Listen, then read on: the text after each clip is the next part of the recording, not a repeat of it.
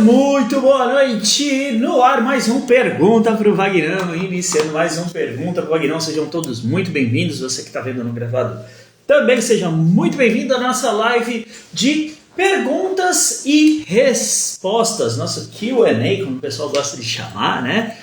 Pergunta para o Vagnão, mais um dos iniciativas, né, do projeto Perícia Sem Segredo, onde eu ajudo profissionais de segurança do trabalho a atuar com assistência técnica pericial, trabalhando como perito particular nas perícias de insalubridade e periculosidade, faturando aí até 50 mil por mês com assistência técnica pericial profissionalizada. Para de fazer bico em perícia e bora atuar de forma profissionalizada para você decolar aí na sua atuação.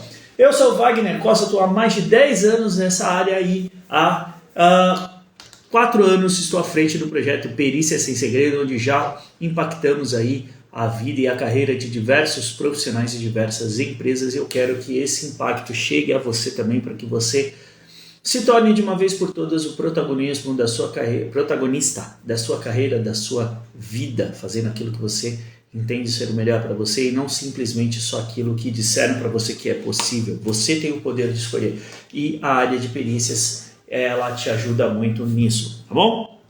Bom, pergunta para o Vagnão, nossa aula aqui, nossa live de perguntas e respostas, tá? Como é que funciona? Você manda sua pergunta ou através do balãozinho que está aqui, que tem um ponto de interrogação, ou através dos comentários, tá? Clica no balãozinho ou clica no comentário e escreve sua dúvida. Você pode clicar na câmerazinha aqui e entrar ao vivo comigo também, tá bom? Aí eu vou saber que você quer debater alguma questão aqui comigo ou quer trazer algum caso relevante aqui para a gente discutir, bem legal, tá bom? Sobre o que você pode perguntar? Qualquer questão referente à assistência técnica pericial, sobre o mercado de perícias, sobre questões de insalubridade, de periculosidade, de honorários de cliente, de neutralização da exposição ao risco, de EPIs, de carreira dentro da assistência técnica pericial, diferença do perito judicial, enfim, qualquer dúvida que você tenha sobre a área, eu estou aqui para te ajudar com todo o meu conhecimento, com a legislação que já está aqui aberta e trazendo aqui luz, né, para essas dúvidas, fazendo com que você possa crescer na sua atuação. Então, bora que bora para mais uma pergunta. Vagnão, eu tinha deixado uma caixinha de perguntas lá no meu story. Vou começar pela caixinha que eu deixei lá. Deixa eu já abrir aqui meu tablet aqui para ir anotando aqui os temas para a gente depois fazer um resumão aí para a galera.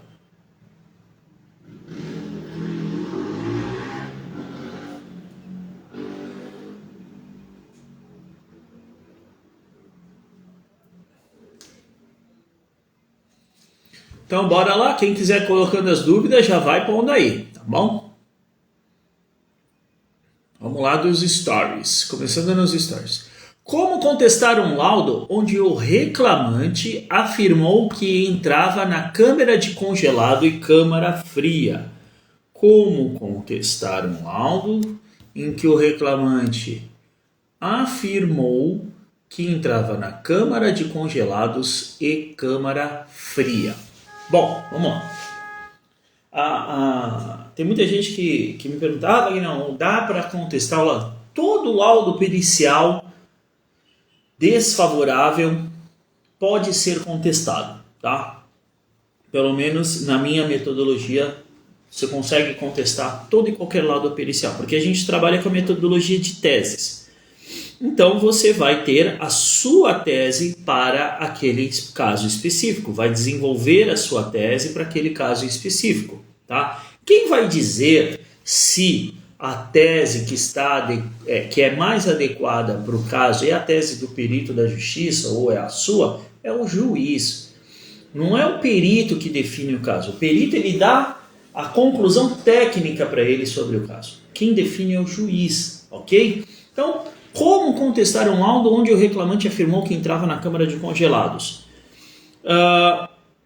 Demonstrando que ele não entrava na câmara de congelados. ou que ele entrava com os equipamentos de proteção individual, expondo principalmente na impugnação as informações transmitidas pelos representantes da reclamada, tá? Porque o reclamante afirmou que entrava. Os representantes da reclamada afirmaram o quê? Que ele entrava, que ele não entrava. Se os representantes da empresa afirmaram que ele não entrava, o perito, na conclusão dele, deveria levar em consideração essa informação também. O Código do Processo Civil é muito claro de que é vedado ao perito exceder o limite da sua atribuição, emitindo opinião pessoal que exceda o exame técnico ou científico. Então o perito não está lá para julgar quem está falando a verdade. Ele tem que encontrar elementos que comprovem as versões. Ok? Agora, se não existe, a conclusão do laudo deve ser pendente. Caso fique comprovada a versão do reclamante, se caracteriza. Caso fique comprovada a versão da reclamada, não se caracteriza. Por que isso? Na diligência pericial, na perícia, não existe o chamado termo de compromisso. Termo de compromisso é quando as pessoas vão lá na frente do juiz, lá na audiência, no fórum lá. Você se compromete a dizer a verdade? Sim, é o termo de compromisso. A pessoa ela se compromete a falar a verdade. Na perícia não existe termo de compromisso. Então a pessoa fala o que ela quiser.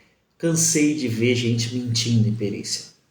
Tá? Por isso que o perito não pode emitir opinião pessoal de quem está falando a verdade.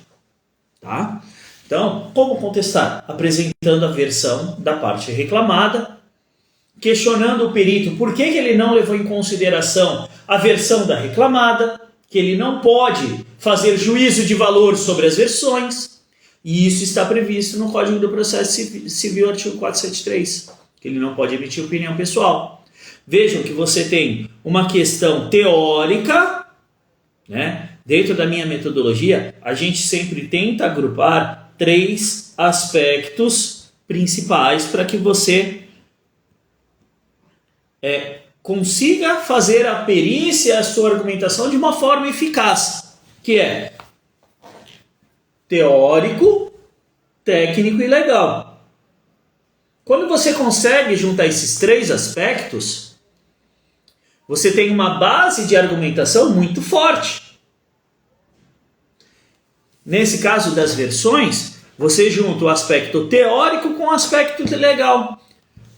Porque não cabe ao perito fazer juízo de valor. Então, questioná-lo. Por que ele levou em consideração a versão de um e não de outro? Porque a empresa não tem ficha de EPI. Por exemplo. Isso não significa que a pessoa está mentindo. Isso significa que a empresa tem uma falha administrativa que não registrava os EPIs na ficha. Ponto. Ou que a empresa não entregava o EPI.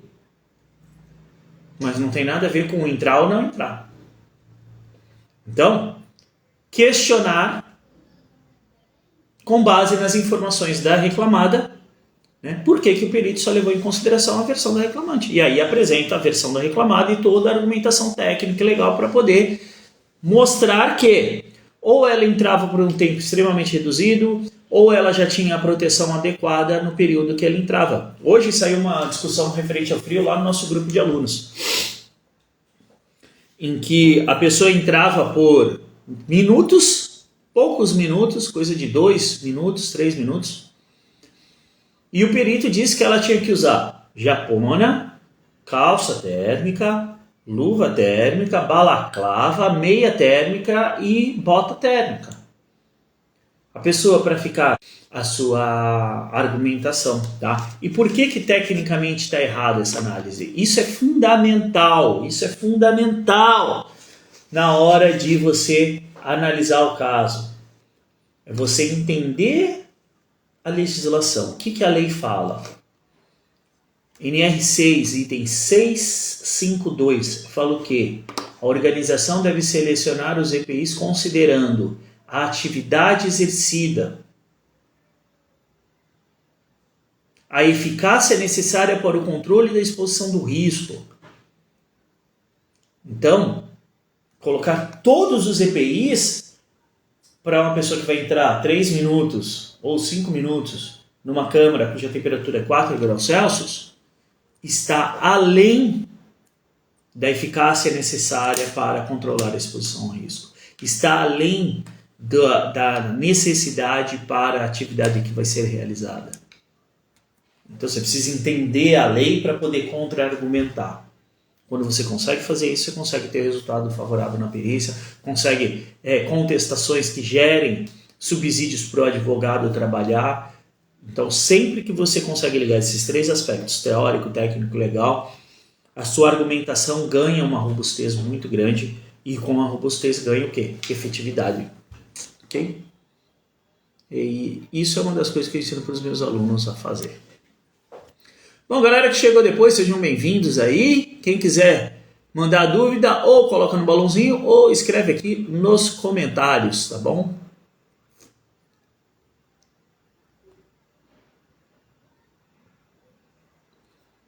Ipsolve contém benzeno na composição, grau máximo por cancerígeno ou médio pelo anexo 13. Olha, eu precisaria analisar a física desse produto para entender o que ele é. Ipsolve. Deixa eu ver se eu encontro facilmente aqui. Se eu encontrar facilmente, eu consigo analisar. Agora, assim não, ficar só com essas poucas informações seria...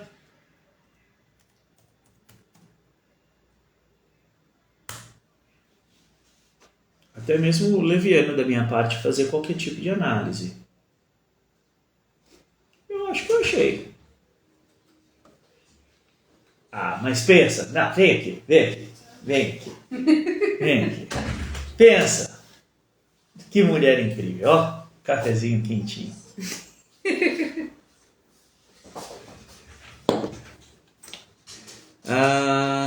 Aqui a Aline, provavelmente foi a Aline que colocou a pergunta. Ipsolve, um solvente. Vamos ver aqui.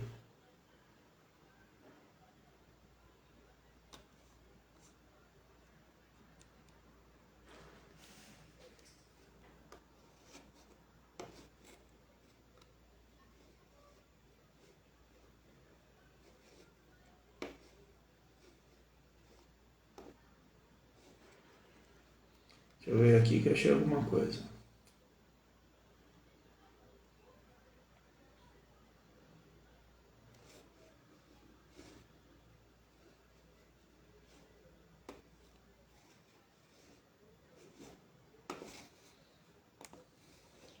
Não é ainda. Tem uma polêmica grande em cima desse produto, hein? É um solvente para produção de borracha.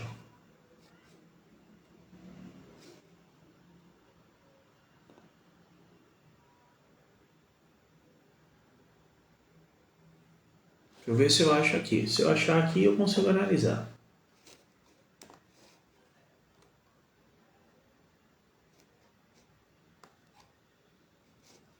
Ipsolve LV90.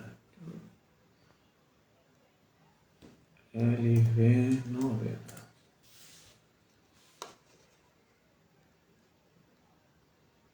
Infelizmente, Aline, eu não consegui achar a FISP do produto aqui. Tá? Se eu achasse a FISP do produto, eu conseguiria analisar.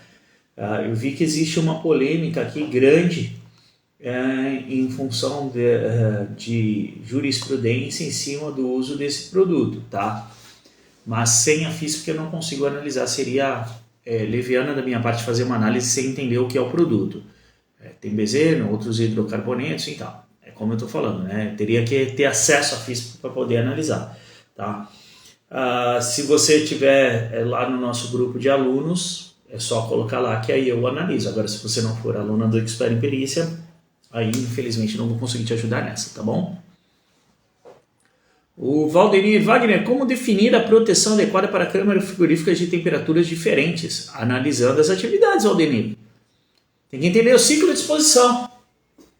Aqui é o Alexandre. Sempre se basear na pior situação. Negativo, Alexandre. Negativo. Aqui essa análise, Alexandre, é uma análise de prevenção da saúde do trabalhador. Tá? Você pega a pior situação, chapa o cara de EPI e pronto, resolveu o problema. Agora, quando a gente fala de análise técnica de insalubridade, é outra situação. Por quê? Porque a lei prevê que o EPI tem que estar adequado à atividade e à condição de risco. Ok? Então, você precisa entender os ciclos de exposição. Eu tenho uma câmara de produto congelado, menos 10 graus, o cara entra e fica 1 minuto, eu preciso colocar EPI, inclusive bota térmica, meia térmica no cara? Não. Não há tempo de resfriamento do corpo nesse período. Ok? Então, precisa entender quais são os ciclos de exposição,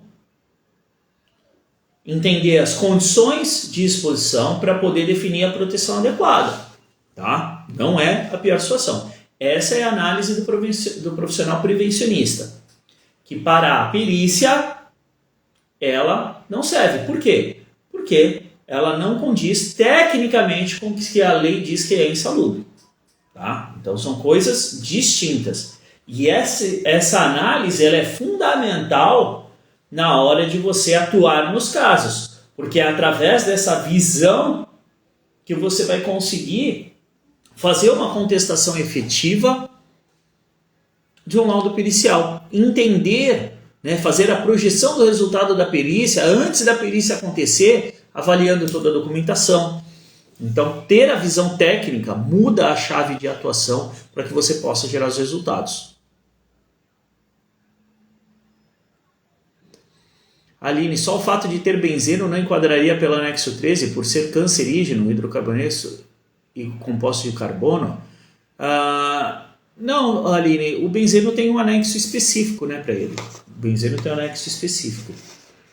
Tá? Tanto que a gasolina ela tem benzeno e não consta no anexo 13 como insalubre. Tá? Então tem que analisar a FISPIC detalhadamente para poder fazer a análise correta. Senão é só um bico. Né? Aí a gente não fala de análise técnica, aí é sentimento. E sentimento não gera resultado. O que gera resultado é análise técnica. Tá? Tem estudo? Então, Valdemir, você tem que fazer o estudo do caso. Né? Você tem que fazer o estudo do caso. Entender o ciclo de exposição, as temperaturas, quanto tempo que a pessoa faz, qual atividade é realizada, tudo isso. Para poder entender qual que é os EPIs adequados para o caso.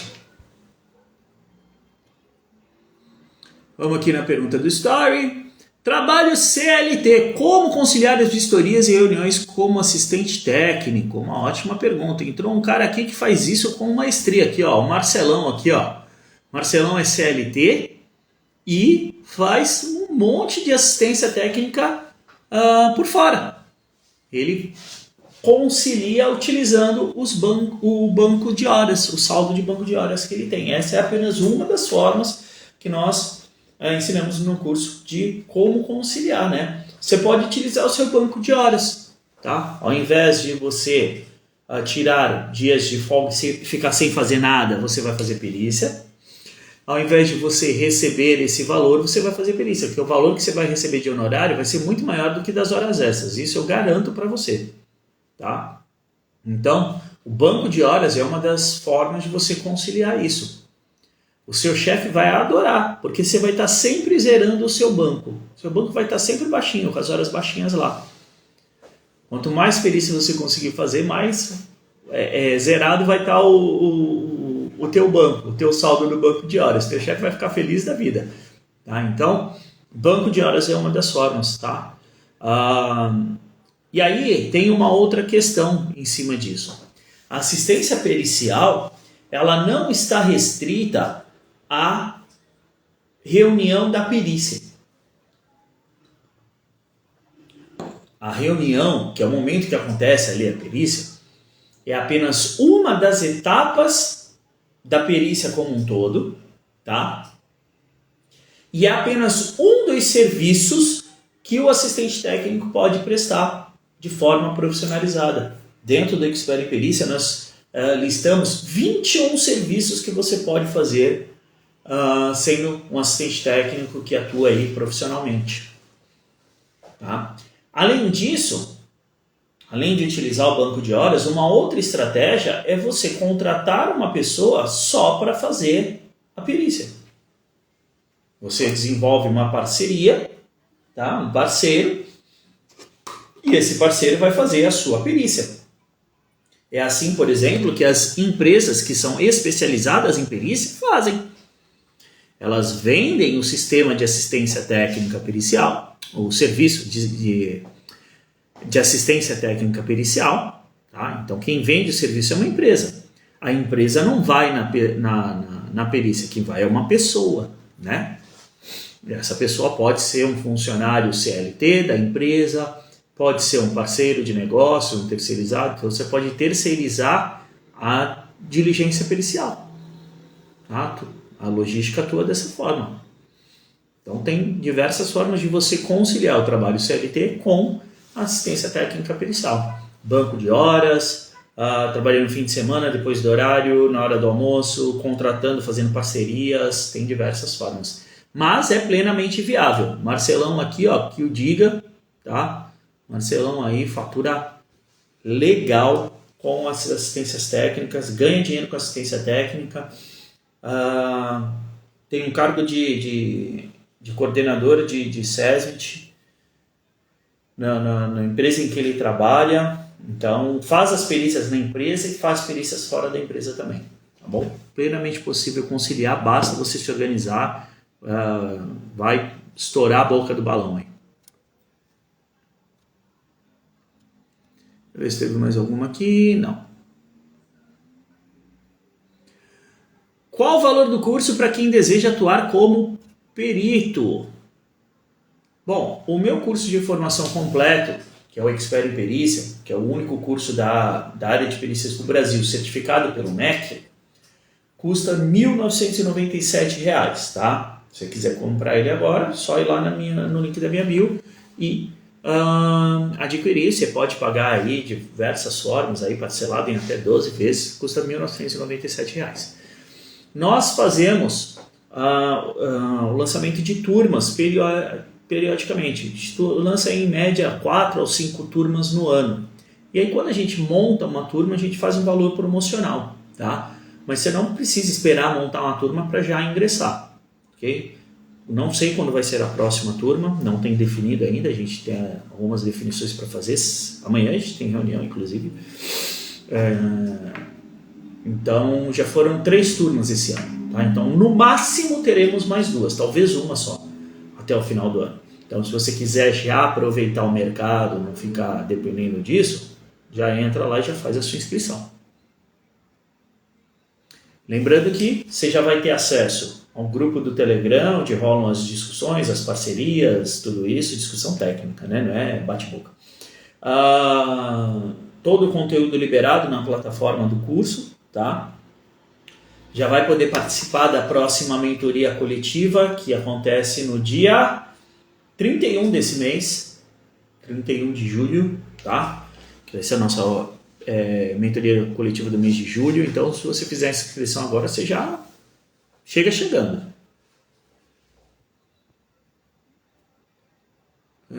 Deixa eu ver aqui.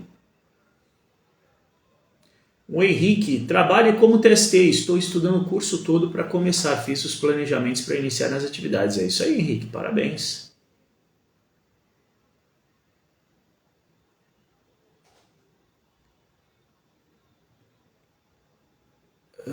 Deixa eu ver aqui, as perguntas foram deixadas. Galera, as perguntas do Story já foram. Quem quiser colocar pergunta aí, manda ver. Aproveita. Lembrando que você pode deixar sua dúvida aqui ou escrever no comentário aqui, tá? E perguntar sobre qualquer questão de perícia, de insalubridade, periculosidade de clientes, de honorários, precificação, contratos. Qualquer dúvida, estou aqui para te ajudar. Aqui é a pergunta da Aline, né, do benzeno aqui, do Ipsolve, produto com benzeno utilizado para descolar peças de borracha, entra como substância cancerígena, grau máximo com solvente à base de hidrocarbonetos, grau médio. Então, Aline, por que eu precisaria da FISP para analisar esse produto? Para entender se existem agentes que estão previstos no anexo 11 da NR15. Tá?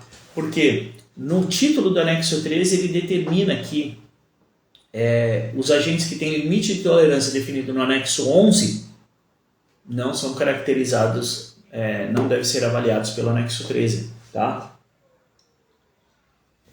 Dezena tem que fazer uma análise do anexo 13A para dizer se caracteriza a insalubridade ou não, ok? Então, precisa da FISP realmente para a gente analisar aí o produto a fundo e poder dar uma resposta embasada, senão é só um achismo, e aí achismo por achismo eu prefiro ficar de fora. Eu gosto de fazer análise efetiva do caso, tá bom?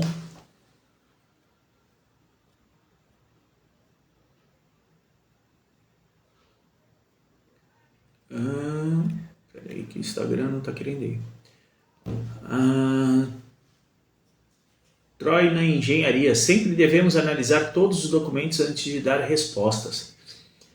Sim, sempre deve ser analisados os documentos antes de se responder.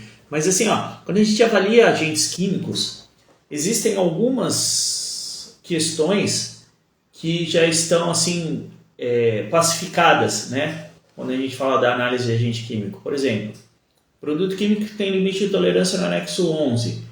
Ele não entra no anexo 13, então tem que ser avaliado por lá. O anexo 13 são substâncias anidras, na sua grande maioria, ou seja, puras, sem misturas, né? Não sei como está especificado.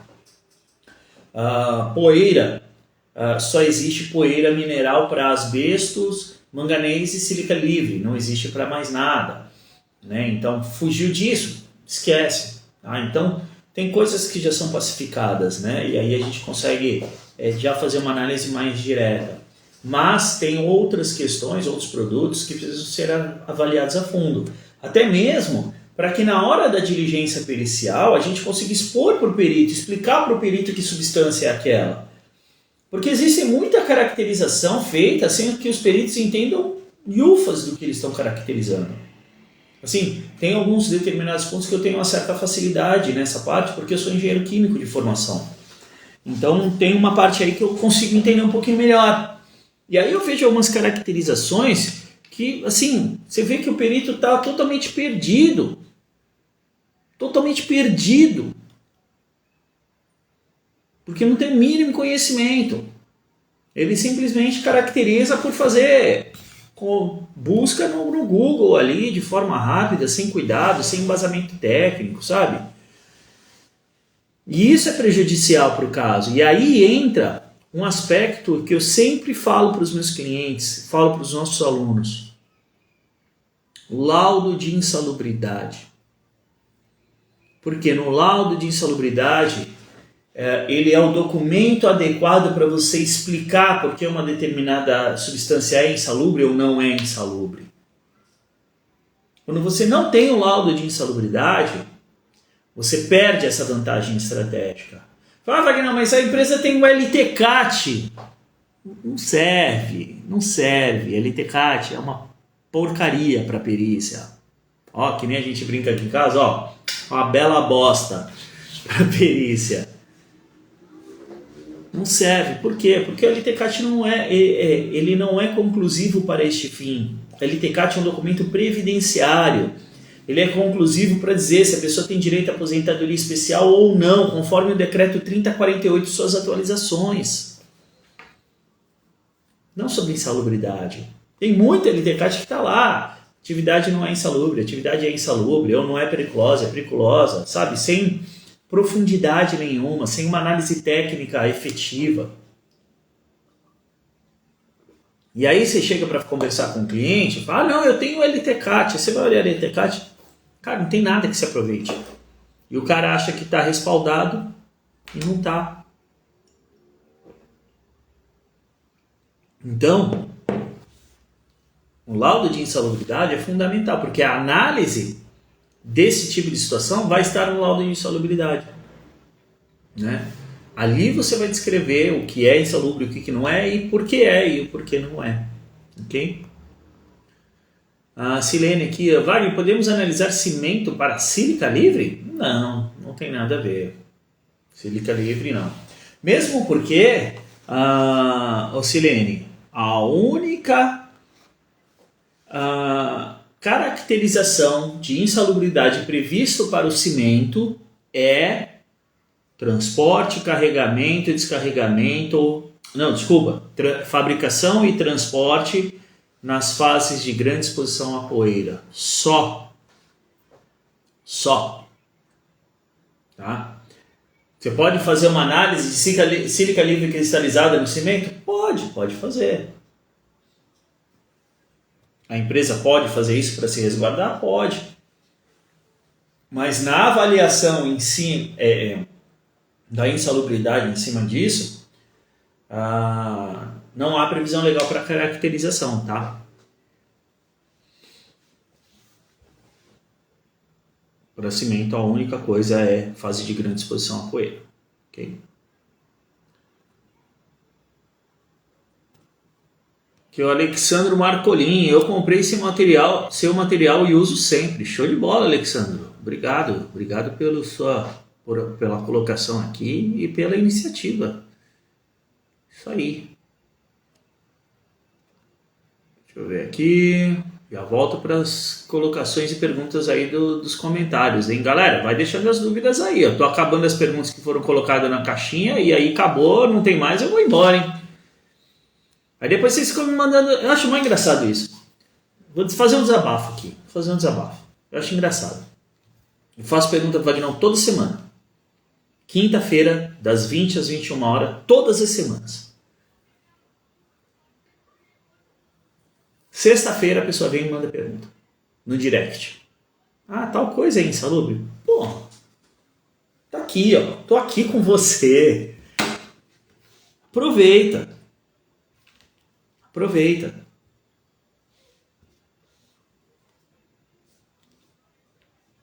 Entendeu? Essa é a questão. Galera, e tem gente que ainda fica bravo comigo quando eu falo, olha, eu não respondo no direct. Respostas assim é só para os meus alunos no nosso grupo de apoio e suporte. Para quem não é aluno, eu tenho pergunta para ele não. Aí a pessoa ainda fica brava comigo. Isso aqui fala um monte de besteira. Mas vamos lá. A Aline aqui, ó. Acontece na sua região os peritos que deixam a perícia inconclusiva, dizendo que cabe prova na instrução para comprovação, acesso à câmara fria, por exemplo? Aline, é difícil isso, tá? Porque aqui na região os peritos são bem difíceis, tá? E existe uma questão envolvida aqui que prejudica muito essa situação, Aline, que é o seguinte: o Código do Processo Civil prevê, se o laudo for inconclusivo, o juiz pode penalizar o perito com relação aos honorários. Então, o que a grande maioria dos peritos faz é adotar um lado. E aí a gente já sabe qual lado normalmente que é adotado, né?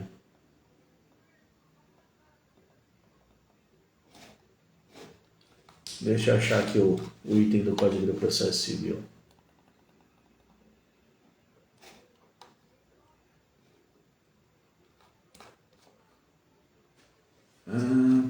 Peraí. Não, tô errado aqui.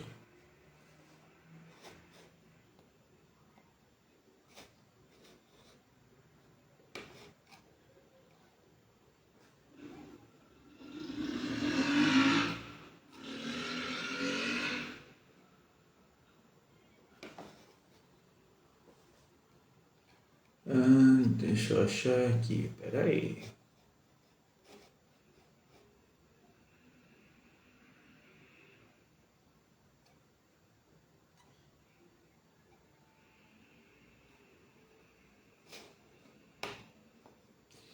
Aqui, ó, Aline.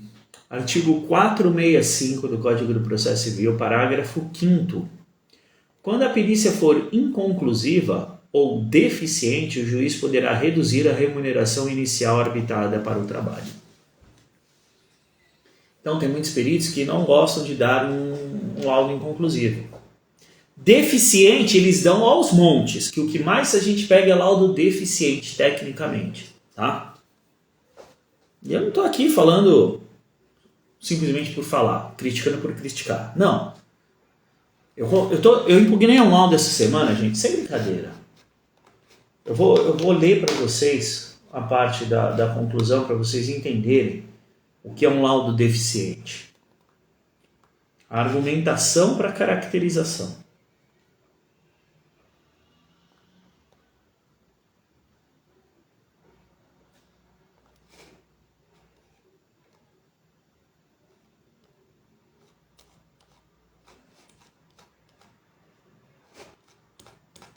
É daí que eu já achei.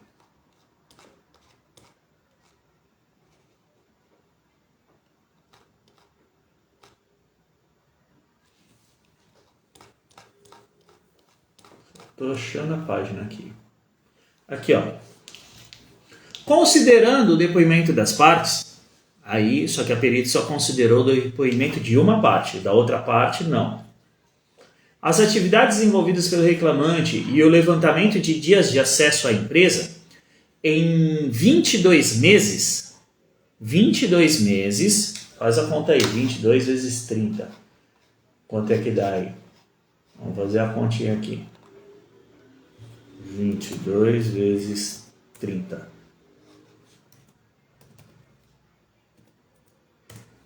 $660 dias, né?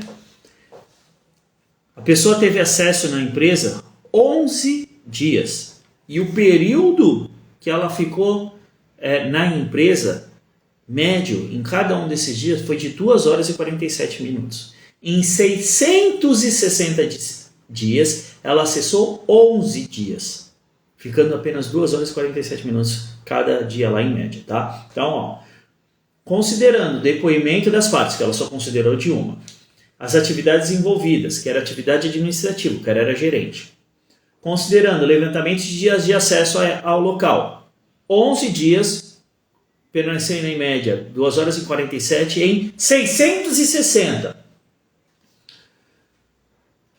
Isso considerando os aspectos técnicos e legais da NR16, agora vem a pérola.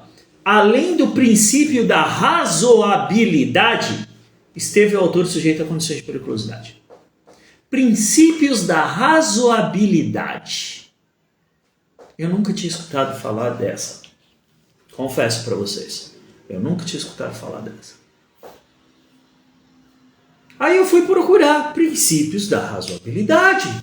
O que seriam princípios da razoabilidade? Eu achei.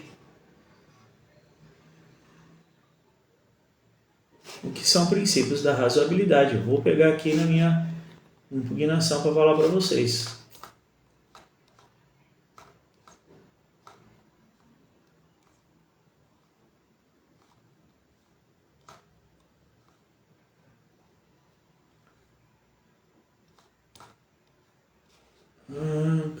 Aqui, ó.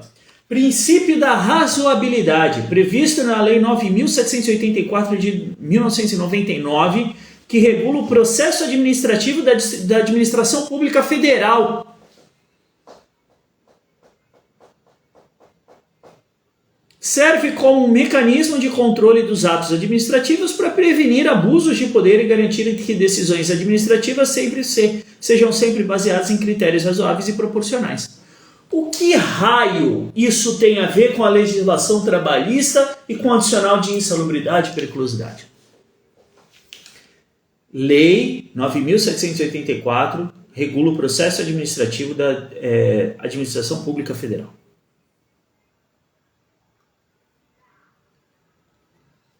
Então, a gente precisa entender a legislação para a gente poder argumentar, contra-argumentar. Esse é um lado que eu considero deficiente. Pelo amor de Deus. Pelo amor de Deus. A pessoa fazia somente atividades administrativas.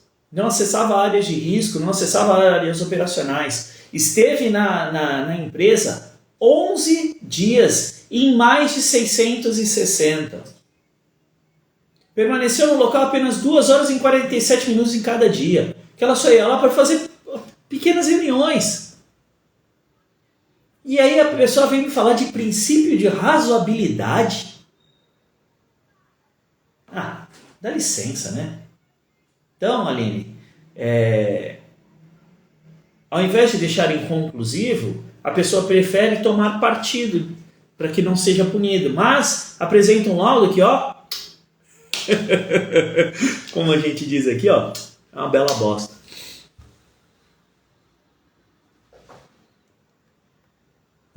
Aqui, Troina, engenharia. Podemos falar de precificarias?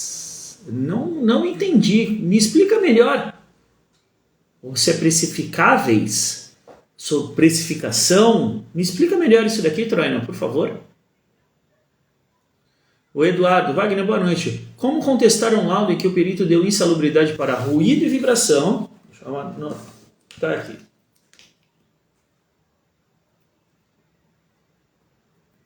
Ruído e vibração.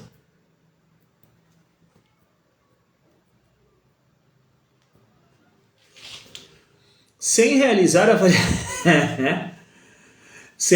avaliação quantitativa, alegando que a empresa tem obrigação de realizar avaliação qualitativa dos agentes insalubres e deu insalubridade sem nenhum documento da empresa. Ai, meu Deus. Então, Eduardo. Bom, como contestar esse laudo? Utilizando a própria NR15, Eduardo. Por quê? A norma fala muito claro lá, ruído, né?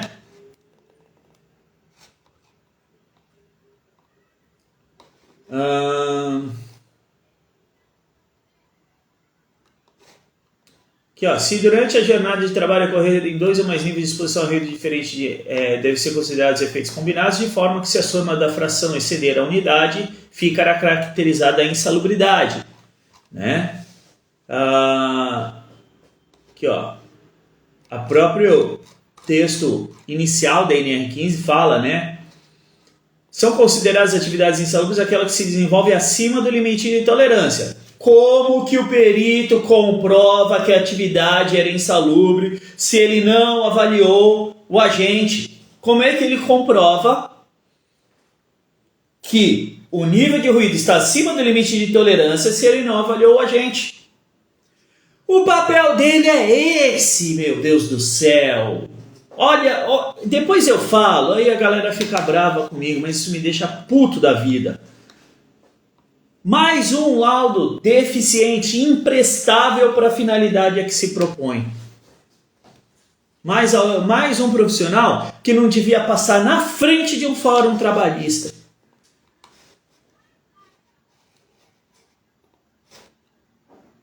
Caçador de honorário. Se ele não sabe avaliar, se ele não tem o equipamento para avaliar, ele tem que falar isso para o juiz. Fala, olha, meritíssimo, precisa fazer uma avaliação quantitativa, não tenho equipamento, vou contratar uma empresa para fazer.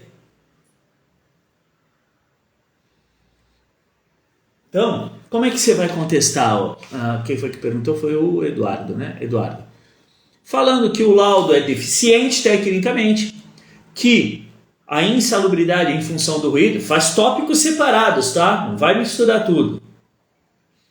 A insalubridade pelo ruído está prevista lá no item 15.1.1, onde a caracterização ela está prevista quando for excedido o limite de tolerância, que o perito não avaliou o agente ruído dessa forma, ele não pode dizer se está acima do limite de tolerância ou não. Que é papel do perito avaliar. Isso está lá no Código do Processo Civil. Lembra dos aspectos que eu comentei antes aqui no Pergunta para o Vagnão hoje, ó. Teórico, técnico e legal. Teórico, ele não avaliou. Técnico, tem que estar acima do limite de tolerância. Legal, está previsto no Código do Processo Civil, artigo 473, artigo 466 do Código do Processo Civil. Fala o seguinte, o perito cumprirá escrupulosamente o encargo que lhe foi cometido, independentemente do termo de compromisso. Ou seja, o perito vai fazer uma análise detalhada, ele vai fazer uma análise minuciosa, escrupulosa do encargo que lhe foi cometido, daquilo que lhe foi determinado, independente daquilo que ele está apto a fazer. Então, se o perito foi determinado para avaliar a insalubridade, ele tem que fazer uma avaliação minuciosa. Não é para analisar documento. Analisar documento, se eu der para o meu filho de 8 anos, ele olha lá e eu falo para ele, ó filho, se aqui tiver acima de 85 decibéis, é insalubre. Vê aí para mim se é insalubre. Ele vai olhar, vai ler e vai falar, pai, é insalubre. Vai falar, pai, não é insalubre. Porra. Sabe, fico puto da vida com isso. Desculpa o desabafo aqui até, galera. Mas é brincadeira que ainda existam profissionais desse tipo, dessa laia, no meio da perícia. É esse tipo de profissional que tem que ser denunciado para o CREA. Cadê a RT desse laudo aí? Duvido.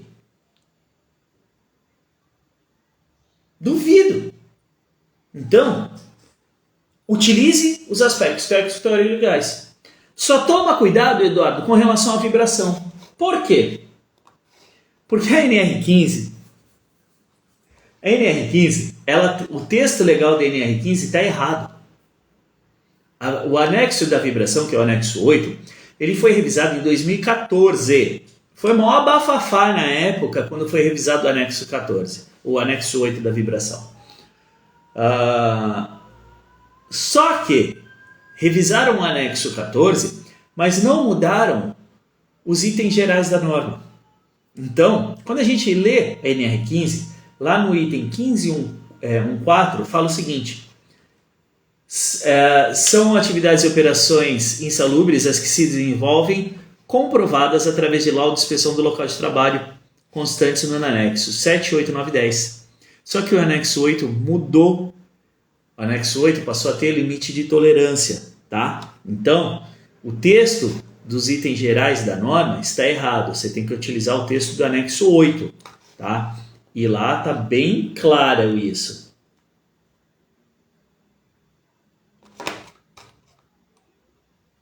Aqui, ó, caracterização e classificação da insalubridade, item 2 do anexo 8. Caracteriza a condição insalubre caso seja superado o limite de exposição ocupacional diária à vibração de mãos e braços correspondente à aceleração resultante de exposição normalizada, o AREN de 5 metros por segundo ao quadrado.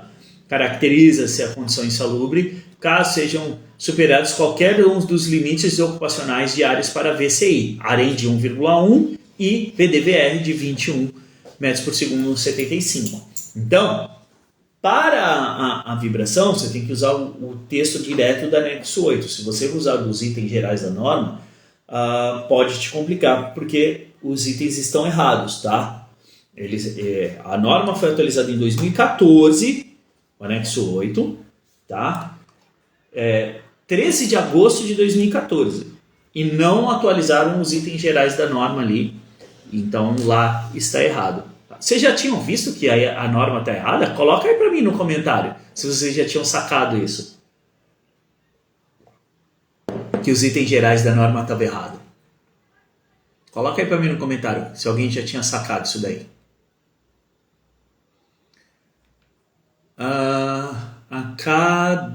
Do Menegato. Nossa, Eduardo, não sei se isso é correto. O perito deve avaliar o ambiente e fazer as próprias avaliações, até porque ninguém garante que as avaliações da empresa não estejam forjadas. Exatamente, Menegato, é isso daí. Como é que sabe que as avaliações da empresa estão corretas? Isso daí é perito que, cara, só quer ganhar, só tá caçando honorário. Devia passar na frente do Fórum Trabalhista. A Silene aqui, obrigada por falar para verificar o vídeo da NR6 na impugnação de frio para a câmara refrigerada e congelada. Que isso, Silene? Eu que agradeço aqui. Como contestar o laudo do perito? Estou falando aqui, ô Eduardo.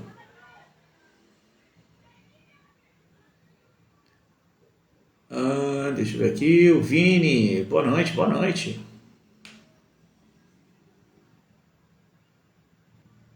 Eu não, nunca. Exatamente isso, galera.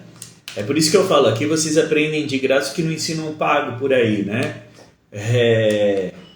A norma está errada. Eu vou mostrar aqui até para vocês o trecho da norma aqui, para vocês sacarem.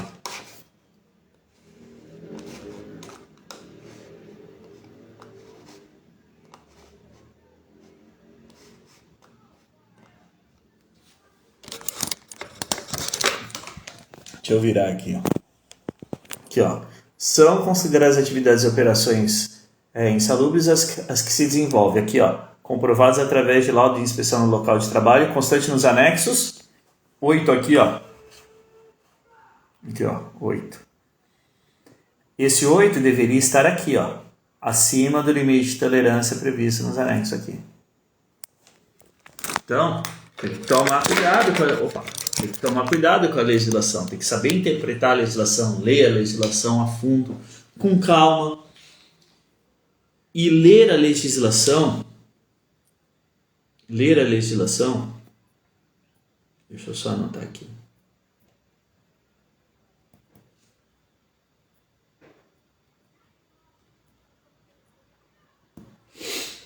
Não é simplesmente ler, é entender o que está descrito na lei. Ler qualquer um lê. É como eu falei, se eu der para o meu filho, ele vai saber ler. Ele vai entender? Não. Então, você tem que interpretar a lei. Essa é a parada. Interpretar a lei. Quando você interpreta a legislação, você consegue entender o que está escrito e, a partir daí, criar uma visão técnica sobre a questão. E, a partir daí, ter poder de argumentação para qualquer coisa. Para conversar com outros profissionais, para debater tecnicamente, para atuar numa perícia, para contestar e impugnar um perito judicial.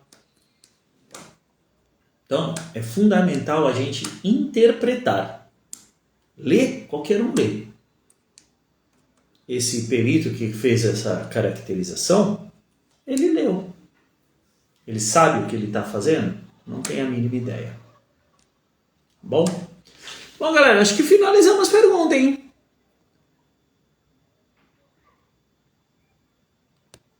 Não tem mais nenhuma da caixinha. Se não tiver mais nenhuma dúvida aqui, vou finalizando a pergunta do Magnão de hoje.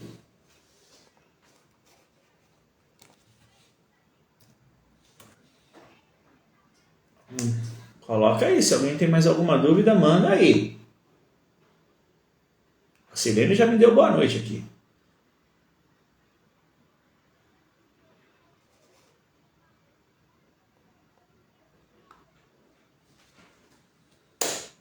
Bom, então é isso. Vou ficando por aqui na pergunta para o Vagnão de hoje. Hoje fechamos mais cedo. Às vezes se estende mais, mas hoje fechamos mais cedo. Deixa eu responder uma dúvida aqui que foi me mandada no direct. E eu falei que ia responder na pergunta para o Vagnão. Pera aí.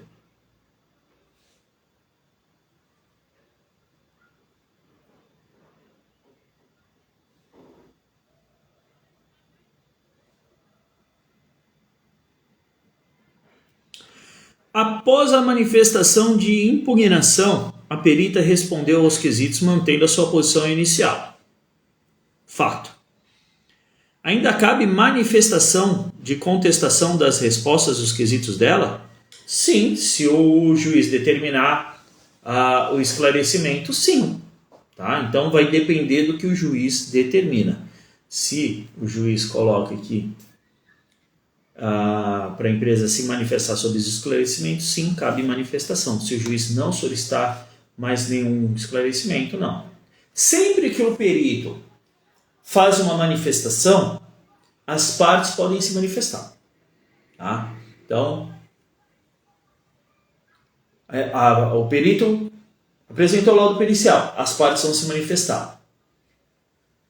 Se o juiz solicitar esclarecimento para o perito apresenta esclarecimento, mantendo a versão dele, mudando, tanto faz. As partes vão poder se manifestar. Se o juiz solicitar esclarecimento de novo, as partes vão poder se manifestar.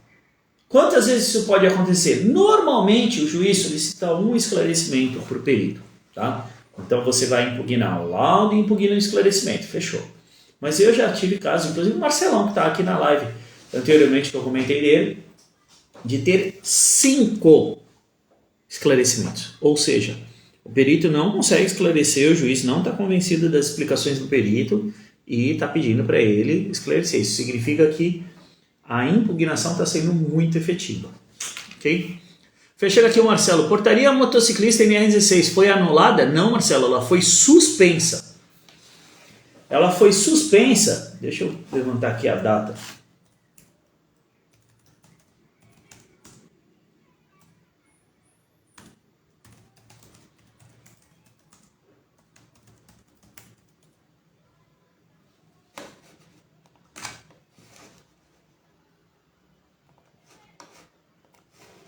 Vou levantar aqui. Tchau. Isso está no próprio texto da NR16 quando você baixa ela, tá? Em virtude de decisão judicial proferida por meio do acórdão da 5ª turma do Tribunal Regional Federal da Primeira Região, transitado e julgado, ou seja, não cabe mais recurso, proferida em sede da ação, foi decretada a nulidade da portaria 1565 de 2014, a fim de que seja determinado o reinício do procedimento de regulamentação. O que aconteceu? Quando foi feito o procedimento da regulamentação para a periculosidade para motociclistas, não foram seguidos os trâmites e os prazos determinados, okay, pela lei. E aí a portaria entrou em vigor antes daquilo que deveria ter entrado. Muitas empresas começaram a contestar na justiça, algumas empresas começaram a conseguir liminares para não ser aplicada a portaria, e aí houve um processo judicial em cima disso e foi determinada a nulidade dessa portaria, justamente porque ela não seguiu os prazos processuais, tá? E foi feito o reinício do procedimento de regularização. Eita, a cachorrada pegou fogo. Então, está sendo regulamentado novamente e provavelmente este ano ainda volte a entrar em vigor a periculosidade para motociclistas, tá? Então, ela foi declarada nula a portaria que regulamenta a periculosidade para motociclistas, tá? Mas não significa que não existe mais. O procedimento de regulamentação foi reiniciado. E aí, a partir do momento que estiver concluído, ela vai cumprindo todos os prazos, vai entrar novamente em vigor. Aqui o Renan, meu amigo advogado, continua ganhando periculosidade para os motoboys sem perícia, porque está na CLT. E agora? Exatamente, Renan. Aí é uma questão do direito, porque no artigo 193 da CLT continua valendo o adicional de periculosidade para as atividades de motocicleta. Tá? Aí é uma questão dos advogados brigarem. Tá? Tecnicamente, pela legislação trabalhista, a regulamentação ainda não existe. Okay? Então, essa decisão que o advogado ganhou, ela pode ser revista em instâncias superiores, tá? Porque não existe uma regulamentação. Em quais condições o motoboy tem que receber a periculosidade? Essa é a questão. Tá? Então, essa decisão, em primeira instância, ela não é definitiva porque a regulamentação ainda não está definida. Então, isso daí pode ser derrubado em recurso a instâncias superiores. Beleza? Mas show de bola para compartilhar aqui com a gente, Renan. Bom, galera, é isso. 58 minutos, fechando mais uma pergunta para o Vagnão. Desculpa aqui se eu fiquei meio bravo com algumas situações. Às vezes eu fico meio bravo aqui, me excedo um pouco. Mas é que tem coisa que, cara, é brincadeira. Porque assim, ó, a gente... Uma das coisas que eu mais brigo, né, aqui, que eu mais luto, luto, é para que haja profissionalização, né, da área de perícias. Assim como para assistência técnica pericial, para os peritos judiciais também. Né? Porque a gente está lidando com o direito das pessoas. Direito dos reclamantes, direito das empresas. Ok? Um laudo mal feito, ele pode afetar diretamente uma pessoa, porque não teve ali o seu direito resguardado, não recebeu o que deveria receber, e pode fechar uma empresa. Eu já vi empresa ser vendida, porque teve uma caracterização de insalubridade. E a caracterização não foi feita da forma adequada. Foi contestado tudo isso e tal, Mas a proprietária da empresa ela ficou tão chateada com tudo isso que ela falou, olha, para mim deu, eu não quero mais. Ela literalmente se desfez da empresa. É uma empresa de serviços automotivos e pneus aqui em Santos. Tá? E ela pegou, juntou os funcionários, falou, olha, você teria direito a receber isso, você tem direito a receber isso, você tem direito a receber aquilo. A empresa vale isso aqui. Eu vou dividir a empresa em partes proporcionais com o que vocês têm direito a receber. E vocês são os donos da empresa. A partir de agora, para vocês está tudo bem? Tudo bem. Fez acordo lá com eles e tal. E se desfez do negócio.